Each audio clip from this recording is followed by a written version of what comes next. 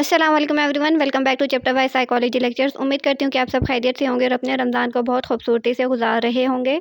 अगर आप मेरा चैनल फर्स्ट टाइम विजिट कर रहे हैं तो मैं आपको बताती चलूँ कि इस चैनल पे हम chapter series psychology lecture series wise upload करते हैं, जिसमें 1 to 16 चैप्टर्स हमारे कंप्लीट अपलोड हो चुके हैं। जिसमें हमने biological basis of behaviour, introduction to psychology, research method, sensation, perception, memory, intelligence, personality, frustration और इस तरह के जितने भी सब्जेक्ट्स हैं, सॉरी टॉपिक्स हैं, चैप्टर्स हैं, वो कंप्लीट सीरीज़ वाइज पढ़े हैं। उसके अलावा इंडस्ट्रियल ऑर्गेनाइजेशनल साइकोलॉजी भी डिटेल में पढ़ चुके हैं। इंशाल्लाह हम क्लिनिकल साइकोलॉजी के बारे में भी पढ़ेंगे, क्योंकि उसमें बहुत ज़्यादा डिसऑर्डर्स हैं, तो मैं उनको सीरीज़ वाइज लेकर चलना चाहती हूँ, इसीलिए वो हम बाद में करेंगे जब हम बाकी फील्ड्स को कवर कर लेंगे।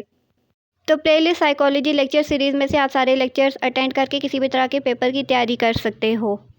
अब हमने थोड़ा-सा ब्रेक लिया, जिसमें हम कुछ प्रैक्टिकल क्वेश्चंस को एड्रेस करने की कोशिश कर रहे हैं। जब ये क्वेश्चंस कंप्लीट हो जाएँगे तो उसके बाद इंशाल्लाह हम चैप्टर नंबर 17 स्टार्ट करेंगे। तो आज के क्वेश्चन की तरफ चलते हैं और देखते हैं आपका क्या सवाल है। तो आप लोगों में से बहुत से स्टूडेंट्स का ये सवाल होता है कि साइकोलॉजी के लिए कौन सी यूनिवर्सिटी बेस्ट है, या फिर हमें क्लिनिकल साइकोलॉजी में के लिए कौन सी यूनिवर्सिटी चूज़ करनी चाहिए। तो सबसे इम्पॉर्टेंट बात जो आपको मद्देनज़र रखनी चाहिए वो ये है कि हर वो यूनिवर्सिटी जो हायर एजुकेशन कमीशन यानी HEC से रिकॉग्नाइज्ड हो वो बेस्ट है। आप वहाँ से BS इन साइकोलॉजी भी कर सकते हो, BS इन क्लिनिकल साइकोलॉजी भी कर सकते हो और MS MPhil in clinical psychology भी कर सकते हो, ठीक है। तो जो भी अगर आप किसी एफिलिएटेड कॉलेज से भी BS करते हो तो आपने बस इस बात का ख्याल रखना है कि वो हायर एजुकेशन HEC से रिकॉग्नाइज्ड है या नहीं। अगर वो HEC से रिकॉग्नाइज्ड है तो आप वहाँ पे इजीली एडमिशन ले सकते हो, ठीक है। तो सबसे इम्पोर्टेंट चीज़ आपने यही देखनी है कि वो यूनिवर्सिटी HEC से रिकॉग्नाइज्ड है या नहीं। अगर रिकॉग्नाइज्ड है तो आप वहाँ से कर सकते हो, ठीक है। तो अब कुछ यूनिवर्सिटीज़ होती हैं वो रैंक के लिहाज से बहुत अच्छी यूनिवर्सिटीज़ होती हैं, जैसे उसके बावजूद हम उस यूनिवर्सिटी में एडमिशन नहीं ले सकते या हमारा एडमिशन नहीं होता।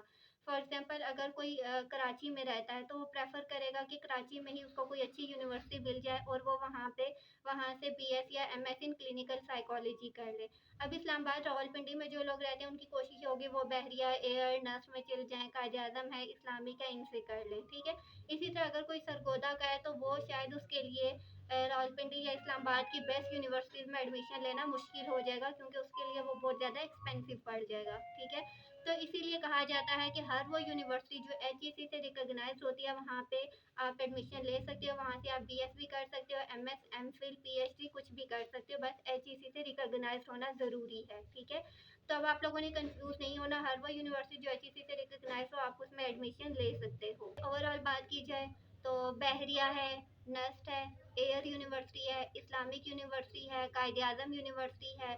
अब कॉमसेट्स भी MS करवाती है, शेख जुल्फ़िकार अली भुट्टो यूनिवर्सिटी है वो भी करवाती है। उसके अलावा मेडिकल यूनिवर्सिटी जो है वो भी करवाती है। तो अब तो बहुत सी यूनिवर्सिटीज़ ऐसी हैं, मेडिकल कॉलेजेस ऐसे हैं जो कि BS इन क्लिनिकल साइकोलॉजी भी करवा रहे हैं और ज़्यादा यूनिवर्सिटीज़ जो है वो BS इन साइकोलॉजी करवा रहे हैं, ठीक है। तो आप किसी भी यूनिवर्सिटी से कर सकते हो। अब बहुत से लोग ऐसे होते हैं जिन्होंने बहुत ही मतलब रैंकिंग में वो यूनिवर्सिटी हाई नहीं होती, लेकिन फिर भी वो वहाँ से पढ़ के उनके पास इतना अच्छा नॉलेज होता है, इतनी अच्छी एक्सपर्टीज़ होती हैं, क्योंकि वो खुद से मेहनत करते हैं, वो रिसर्च करते हैं, वो डिफरेंट लोगों को सुनते हैं, वो डिफरेंट बुक्स पढ़ते हैं, डिफरेंट आर्टिकल्स पढ़ते हैं, राइटिंग स्किल्स अपनी इम्प्रूव करते रहते हैं, अपनी ग्रामर इम्प्रूव करते हैं, जिसकी वजह से वो एक बेहतरीन साइकोलॉजिस्ट या क्लिनिकल साइकोलॉजिस्ट बन जाते हैं, ठीक है। तो कुछ चीज़ें यूनिवर्सिटी पे डिपेंड करती हैं और कुछ चीज़ें जो हैं वो आपको खुद से डेवलप करनी पड़ती हैं, ठीक है। तो इसीलिए परेशान होना छोड़ दें, जो HEC से रिकॉग्नाइज यूनिवर्सिटी हो उसमें आप एडमिशन ले लो। एडमिशन लेने के बाद खुद से प्रैक्टिस करो, खुद से रिसर्च करो, खुद से डिफरेंट साइकोलॉजिस्ट को अप्रोच करो, क्लिनिकल साइकोलॉजिस्ट को अप्रोच करो। अगर वर्कशॉप्स हैं, सेमिनार्स हैं, वो अटेंड कर सकते हो तो वो अटेंड करो। उसके अलावा यूट्यूब पे आपको हर तरह का नॉलेज मिल जाएगा, गूगल पे। और उसके अलावा भी आपको लाइब्रेरी में साइकोलॉजी रिलेटेड बुक्स मिल जाएंगी, तो बुक्स रीड करो, अपनी पर्सनैलिटी इंप्रूव करो, अपनी ग्रूमिंग पे फोकस करो, कम्युनिकेशन स्किल्स को इंप्रूव करो, राइटिंग रीडिंग स्किल्स बेहतर बनाओ, तो आप ज़रूर एक अच्छे और बेहतरीन साइकोलॉजिस्ट या क्लिनिकल साइकोलॉजिस्ट बन जाओगे। तो आई होप कि मैं आपका क्वेश्चन एड्रेस करने में कामयाब रही होंगी। अगर आपको वीडियो इन्फॉर्मेटिव लगी हो तो लाइक शेयर एंड सब्सक्राइब करना ना भूलिएगा। अपना बहुत सारा ख्याल रखिएगा। और अगर इस तरह का आपका मज़ीद कोई क्वेश्चन हो तो कमेंट्स में ज़रूर बताइएगा। मैं आपको रिप्लाई करने की कोशिश करूँगी या फिर हम वीडियो के थ्रू आपका मैसेज जो है वो एड्रेस करेंगे, ताकि बाकी लोगों तक भी हमारी इन्फॉर्मेशन पहुँच जाए। ठीक है? तो अपने नेक्स्ट व्लॉग में मिलेंगे, सॉरी नेक्स्ट वीडियो में मिलेंगे। अपना बहुत सारा ख्याल रखिएगा, मुझे दुआ में याद रखिएगा। Till then take care. अल्लाह हाफ़िज़।